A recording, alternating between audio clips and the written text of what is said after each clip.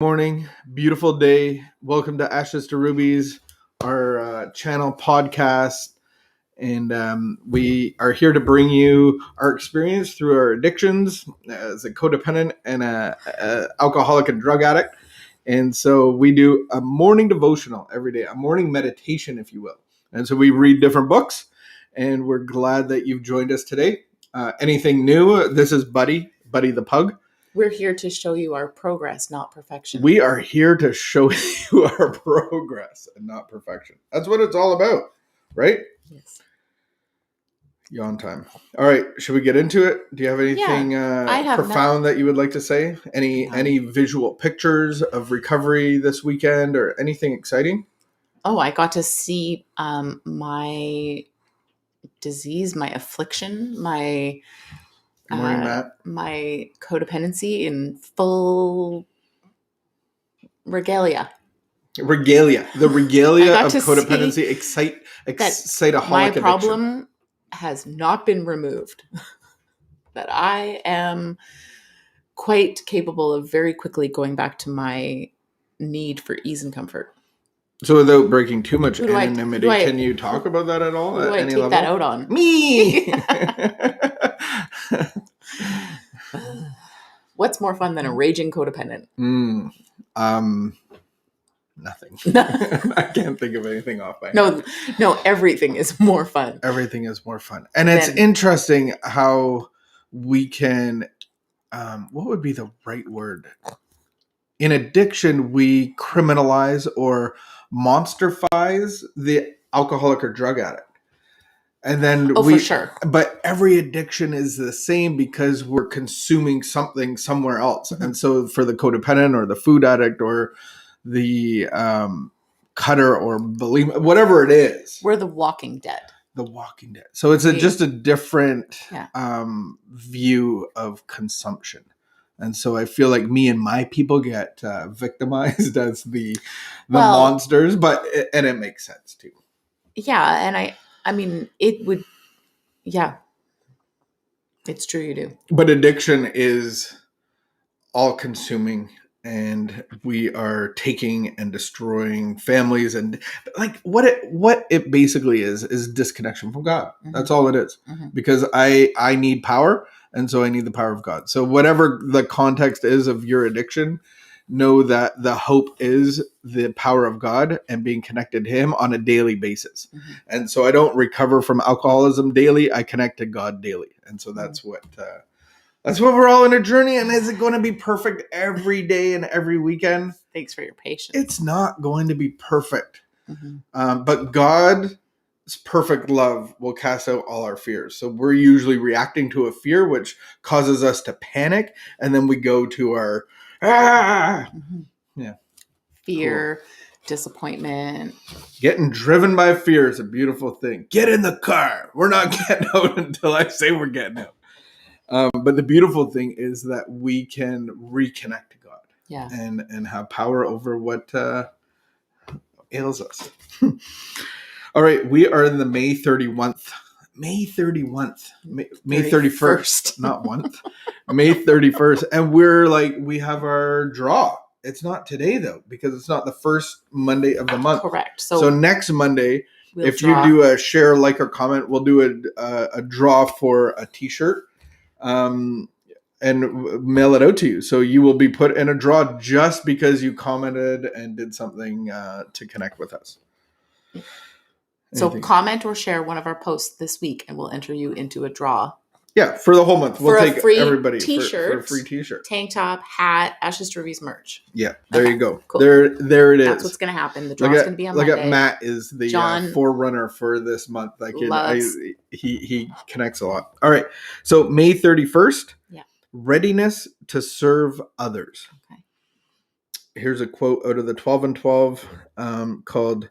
The 12 and 12 traditions. Our society has concluded that it has but one high mission: to carry the AA message to those who don't know there's a way out. The light to freedom shines bright on my fellow alcoholics or codependents as each of us challenges the other to grow. The steps to self-improvement have small beginnings, but each step builds the ladder out of the pit of despair to new hope.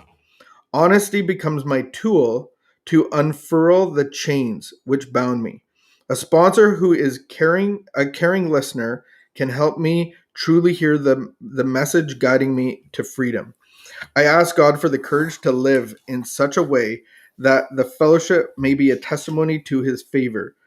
The mission frees me to share my gifts of wellness through a spirit of readiness to serve others. Sometimes this language I trip on. Do you think it was written in the 1800s? I don't know, probably. But what I'm getting out of this is that we have the ability to be the messengers of hope to others through our own experience through the 12 steps. And so I think we can look into what a spiritual life looks like with other people, and you're like, that looks like so boring and a waste of time. And it's like, I have this life over here. But once we actually connect to God, he actually changes our heart so that we want to do different things. And just like when we got in a relationship, me going out with the boys became less important. I know. When you got sober. When I got sober, my everything changed within me of what I wanted to do. I didn't have to see this guideline of this is what I have to do. So part of that change is actually this light and hope inside of me. And I'm like, I have something to tell people that are suffering with the same thing that I did. And I get to be this message bearer through my connection with God. I think so many people get it backwards of like, okay, I'll have this freedom. I stopped drinking. So now to continue to stay sober, I have to pass on the message. That is untrue. The result of me continuing to connect with God on a daily basis allows me to pass on the message. But so many people miss that part. It's like, I just want to go tell people in jail or at the homeless shelter or go to meetings and have like 5 sponsees or 10 sponsees. Can I just be honest? I need you to repeat that because I didn't really understand what you just said. What part? Well,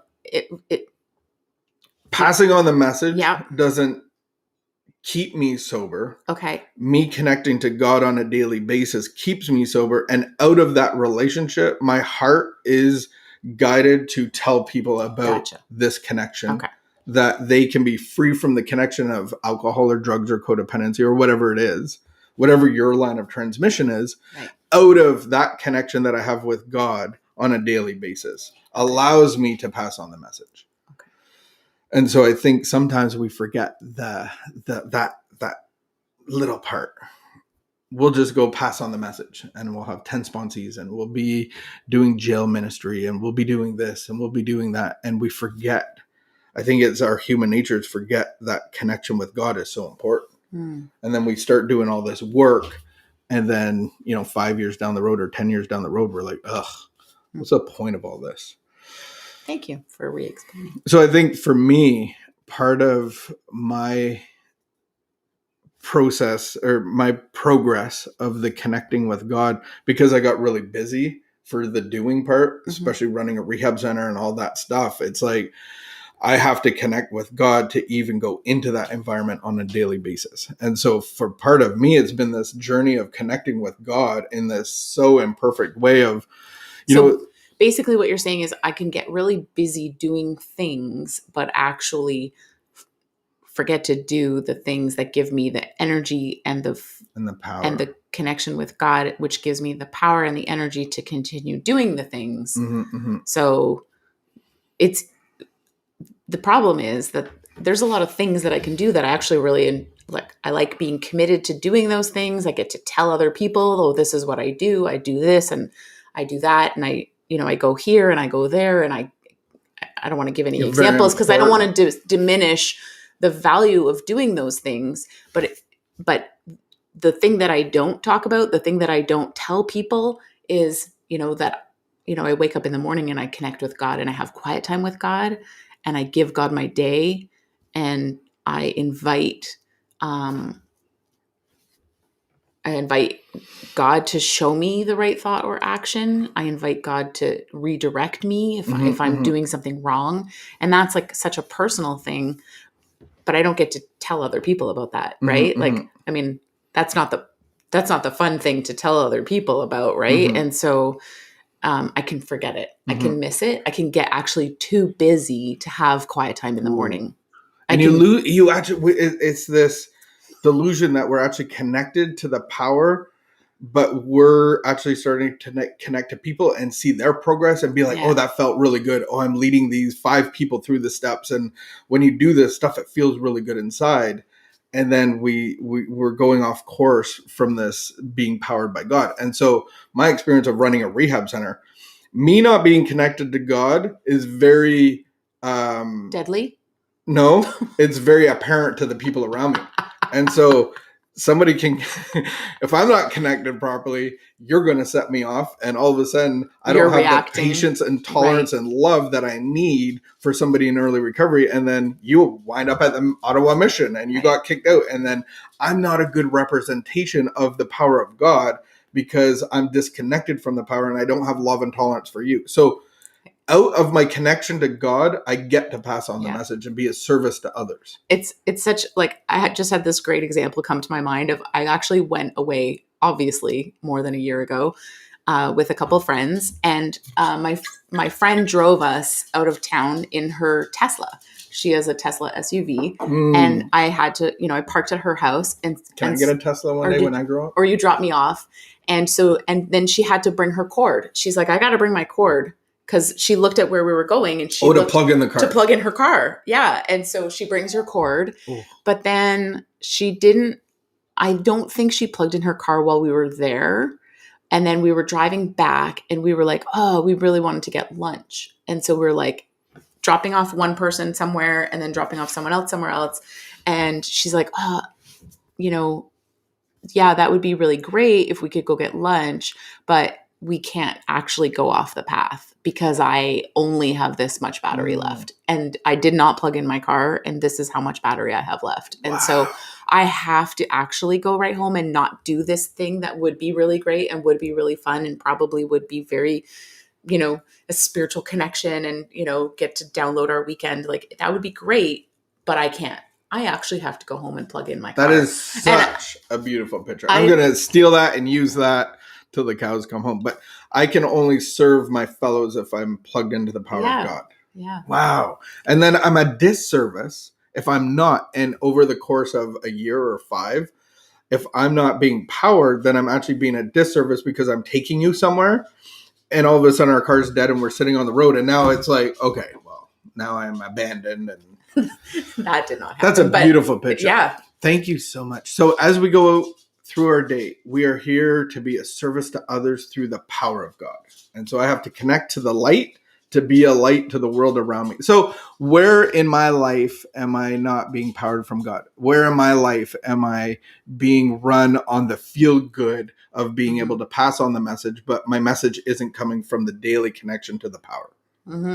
Beautiful stuff to meditate on a Monday. Wow. All right. We leave you with that. We will see you tomorrow. Thanks for hanging Goodbye, out. My friends. Wash your hands. Keep the peace and be of good behavior, and stay 6 feet apart from somebody. All right. Goodbye. I don't know how to end ever. That's because we're amateurs. Amateurs. We're not professionals. Goodbye. We're amateurs. Take care.